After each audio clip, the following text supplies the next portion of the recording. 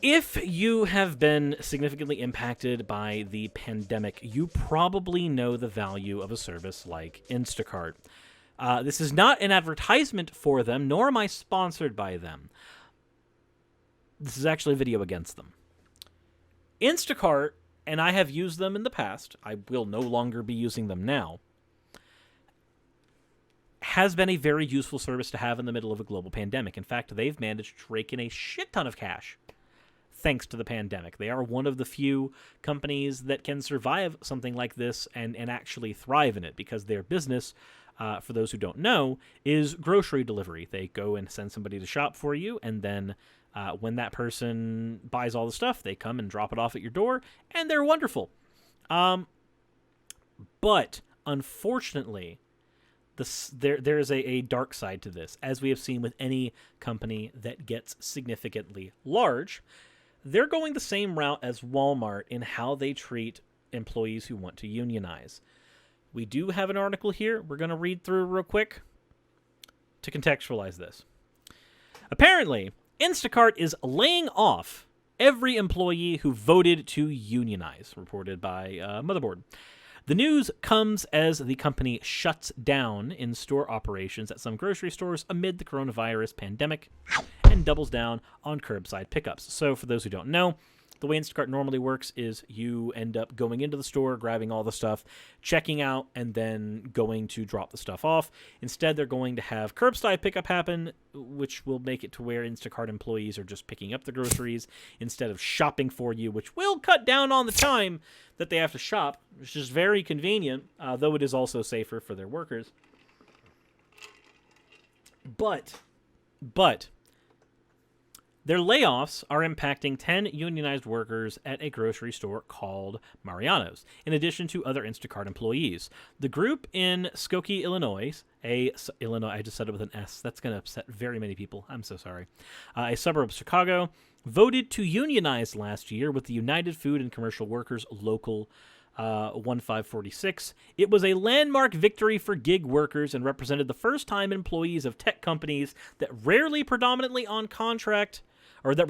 on predominantly contract labor have formed a union to collectively bargain for better wages and better working conditions. For those who don't know, the purpose of a union is so that when you are faced with a giant corporation and you are trying to bargain for being able to get things like healthcare, like a living wage, like any number of things that are supposed to help you in real life, the union is there so that you have collective power. Because while a single employee demanding something of an employer might not get a whole lot accomplished, a union is able to organize things like strikes, where they can retaliate if their needs are not met against an employer who is in a relationship with them that has all the power in the hands of the employer. Unions generally come with fees and dues, and there are plenty of places that will punish people for joining unions. I have friends who, when they joined unions, even in teaching industries, they have been punished for doing so. Because unions give you that kind of bargaining power, companies don't want there to be unions. For those who have ever worked at Walmart, to become an employee at Walmart, you have to sit through hours of anti-union propaganda on their computers, and they call it part of your training to become a Walmart employee. Instacart looks like it's going around that same route. Employees were in the process of negotiating their first contract with the news of the layoffs, when the news of the layoffs hit. These layoffs are totally discouraging for any gig workers who are trying to do something to make these jobs better, one unionized worker told Motherboard. They said they were fighting for health insurance and vacation time in their initial contract. And then, of course, they get kicked out for it. The layoffs will impact nearly 2,000 of the company's 10,000 grocery store workers. Wow. A fifth of your workers are going to be affected by layoffs because they wanted to unionize. That's fucked up. The news could have a chilling effect on other organizing efforts by Instacart employees across the country. The company's leadership has already shown its hostility towards organizers, running a union-busting campaign that included bringing in managers to the grocery stores in Skokie to convince workers to vote against the union. So, for those who don't know, breaking apart a union, this is a thing that the country has a history of doing. Corporations in the United States have actually sent in officers to violently harass people for creating unions. Now, this is before some laws were made to protect people in unions so that a company now cannot destroy its unions when they are built. But what they can do is they can engage in any number of predatory or propagandic behavior in order to convince people that they don't want a union. Now, if your company is trying desperately to convince you that you don't want a union, chances are you probably want a fucking union. You probably want that collective bargaining power because your company that already has power over you right now is desperately trying to claw some of that power back as you try to scrape it out from under them. Although the pandemic has changed the company's in-store shopping model, it also brought significant increases in demand for grocery delivery. This year, Instacart plans to go public in regard to their stock market in an event that could value the company at roughly $30 billion. The company announced layoffs in a blog post about new grocery store pickup models. Instacart said that it would transfer some of the impacted shoppers to other grocery stores to provide transition assistance to people looking for work. We know that this is an incredibly challenging time as we move through the COVID-19 crisis, and we are doing everything we can to support in-store shoppers through the transition. Yes, an incredibly challenging time for the company that has gained billions off of the pandemic. Very challenging time. According to Motherboard, workers could get as little as $250 in severance pay. $250 barely covers a week's worth of utilities, rent, groceries, etc. That is not even a living wage amount for that amount of time. Instacart would not tell The Verge whether the union employees would be among those getting transferred. The layoffs are scheduled to happen between March and June, according to Motherboard.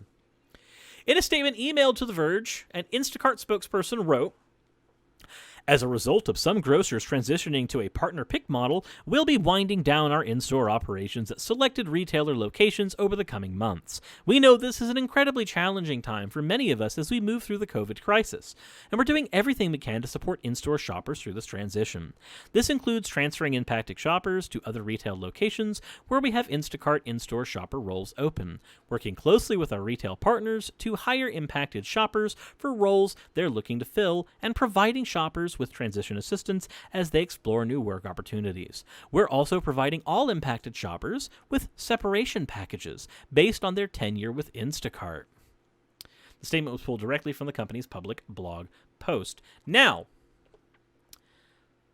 while that may read as, if you've never actually taken a look at company policies, if you've never been part of a business that has engaged in predatory practices towards you, then maybe this reads as good. Maybe this reads as the company is trying to take care of their people. They're doing their job. They're doing what they're supposed to do for their people. They're giving them severance pay. They're making sure that many of them will be transferred to another place. Bullshit. Layoffs, generally speaking, do not suddenly mean that you're going to still have a job. When you get laid off from a job, you're not working anymore. Period. That's it. It's not the same as firing, but effectively, functionally, it might as well be.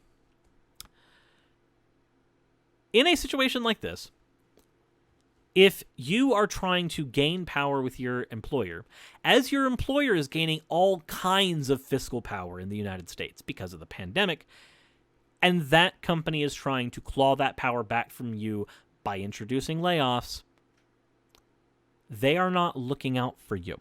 They're not looking out for your best interest. And it is because of this that I'm not going to be using Instacart anymore. I have in the past, especially times where I've been far too busy to shop that day. Sometimes when I'm doing a 14-hour stream, I'll go ahead and order all the groceries on Instacart because, hey, it costs a little more, but I'm busy and I need to be working, and this gives me an opportunity to do so. No longer going to be doing that. Because, honestly, this behavior is disgusting. Anytime that a company tries to bust up the formation of a union, it is gross. I have been in a company before where the unions could not exist was when I was working at Walmart. I remember the propaganda. I remember all of it. I remember them having the actors talk about the different ways in which Walmart benefits them without being unionized, and why would you want to pay any fees, and all that other fun stuff. But here's the thing. If you are potentially going to have a union, and that union can bargain for you to get paid an extra $2 or $3 an hour, and you pay $10 or $15 a month in union fees, if you're working a 40-hour work week, even less than that, you're making well over the $15 in union fees merely by advocating for that.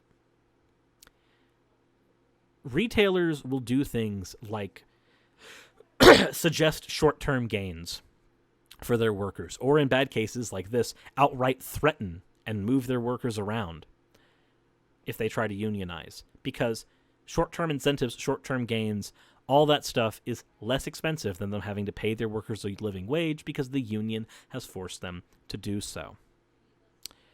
I'm not going to get into all the examples and ways in which businesses try to get rid of their unions, de-incentivize unionization, and do everything they can to make sure that a union does not happen to begin with, and the ways in which we've destroyed unions in the past. That will be something we'll do in another video. I just want to point out this is something that Instacart's doing right now, and I'm not okay with it, and neither should you. You should not be okay with it either. With all that said, though, if you enjoyed the video, please hit the like button. Please hit subscribe if you haven't already. Go ahead and go into my links below if you want to go to Patreon, but while you're down there, please hit the bell notification icon so that you can see when new videos come out. And with that said, I hope you are having a wonderful day.